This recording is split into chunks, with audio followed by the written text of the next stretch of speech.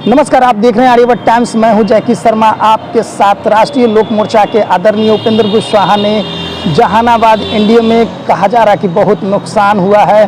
पहले क्या कुछ कर रहे हैं राष्ट्रीय लोक मोर्चा के आदरणीय उपेंद्र कुशवाहा, पहले आप उनको वीडियो में सुने। हाँ, शाहाबाद और मगध का कुछ इलाका जहां अंतिम चरण में मतदान हुआ है, वहां एनडीए के पक्ष में अनुकूल जो अपेक्षा थी उसके हिसाब से परिणाम नहीं आया। इसलिए हमने खास करके उन इलाके के लोगों को आज बुलाया था और वहां सब लोगों के साथ समीक्षा हमने की है और इसके बाद फिर पूरे बिहार के लोगों को बुलाएंगे और बिहार भर की समीक्षा होगी। लेकिन जहां की समीक्षा हुई है, आज आए थे सब जगह के लोग और मिल बैठ करके हम लोगों ने देखा है कि क्या कारण हुआ जिसके चलते इस तरह का परिणाम आया। तो जो कुछ भी समीक्षा के उपरांत निष्कर्ष के रूप में हम लोगों ने देखा है, एनडीए में बैठ करके उन चीजों की चर्चा हम करेंगे ताकि आगे की रणनीति इन चीजों पर ध्यान देते हुए बेहतर से बेहतर हम बना पाए। ये कहा जा रहा है कि काराकाट के कारण अंतिम जो 10-8 सीटों पर चुनाव हुए उसमें बहुत नुकसान हुआ है एनडीए। नुकसान तो उस इलाके में हुआ ही है, इसमें कहां कोई दो राय है। एनडीए का नुकसान सबसे ज्यादा उसी इलाके में हुआ है। लेकिन क्यों हुआ, इसके पीछे क्या कारण थे, उन कारणों पर चर्चा आज की बैठक में हुई। लेकिन इसको हम मीडिया के माध्यम से सार्वजनिक करें, इसकी जरूरत नहीं है, इसका और नुकसान ही हो सकता है। इसलिए हम आपस में एनडीए के नेताओं के साथ हम बैठेंगे और वहां चर्चा करेंगे जहां चर्चा करना जरूरी है। लेकिन जिस तरह से देखा जाए कि 24 में जो चुनाव हुआ उसमें एरिया कोऑर्डिनेशन नहीं देखने को मिला, तो आने वाले विधानसभा में देखने को मिलेगा इस तरह से एनडीए में।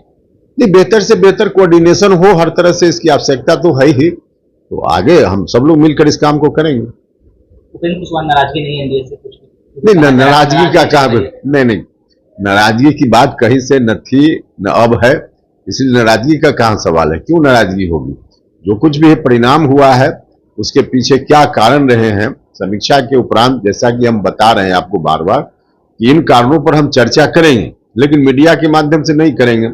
जहां चर्चा करने की जरूरत है, एनडीए का आंतरिक मामला है, तो वहां हम चर्चा करेंगे ताकि आगे की रणनीति बेहतर हम बना सकें। लेकिन विपक्ष मास्टर स्ट्रोक खेलने के लिए तैयार हो गई है 2025 में। जिस तरह से देखा जाए जो बाहर जातियों को बढ़ाने में लगी हुई है। देखिए, वो सब लोगों को मालूम है कि विपक्ष के लोग मौका जरूर खोज रहे हैं और तात्कालिक रूप से उनको भले कहीं लाभ मिल गया हो, वरना विपक्ष कुछ नहीं कर पाएगा।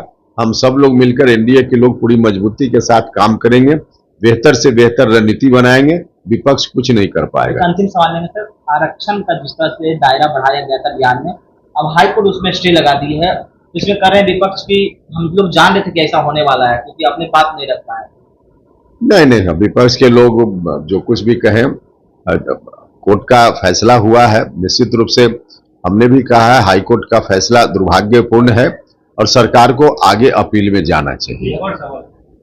तेजस्वी यादव आभार यात्रा निकाला 15 अगस्त में पूरे बिहार में, क्योंकि 0 से 4 सीट लाए हैं, उसको आभार यात्रा निकालते रहे आभार यात्रा, उससे क्या फर्क पड़ता है।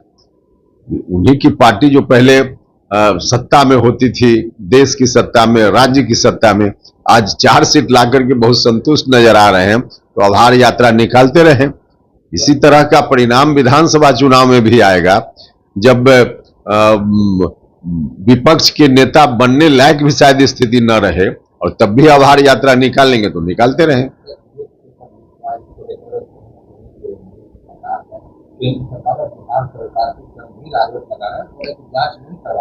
एनडीए का अध्यक्ष भी चेंज करते हैं। देखो, वो तो एक अलग विषय है। अध्यक्ष, देखिए, हमारा यह कहना है इस मामले में कि भारत के शिक्षा मंत्री जी देख रहे हैं इन चीजों को। अलग अलग राज्यों में जहां जहां जांच चल रही है तो उस पर अलग अलग एजेंसी देख रही है और कुल मिलाजुलाकर जो भी उचित निर्णय होगा भारत की सरकार लेगी। साथ ही साथ यह मामला कोर्ट में भी है, तो कोर्ट से भी उचित फैसला, उचित निर्देश समय पर निश्चित रूप से जारी होगा।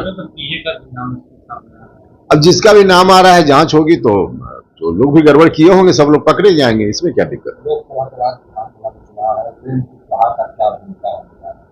विधानसभा चुनाव और पूरी मजबूती के साथ हम लोग लड़ेंगे। लोकसभा चुनाव में जो कमी रह गई, जिसकी हम समीक्षा करके जानकारी ले रहे हैं, उन कमियों को दूर करेंगे और पूरी मजबूती के साथ एनडीए विधानसभा का चुनाव लड़ेगा और जीतेगा।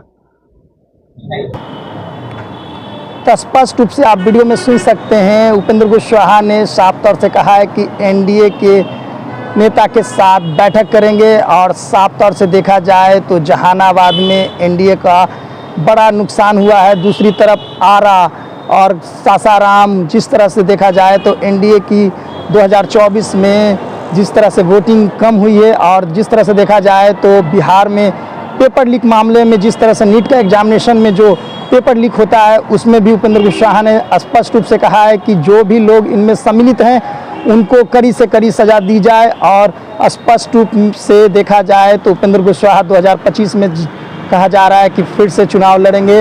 आखिरकार 2024 में हारना उनको पड़ा, और जिस तरह से 2025 का विधानसभा चुनाव आ रहा है, क्या जानते हैं कि जनता उनके पक्ष में है लोग। और जिस तरह से देखा जाए तो उपेंद्र कुशवाहा फिर से कह रहे हैं कि 2025 में तैयारी होगी और एनडीए के साथ बैठक होगी नेताओं के साथ, और स्पष्ट रूप से 2025 का तैयारी हम कर रहे हैं। तो वैसे ही खबर के लिए बने रहें आर्यवर्त टाइम्स के साथ। जय किशन शर्मा की रिपोर्ट, पटना।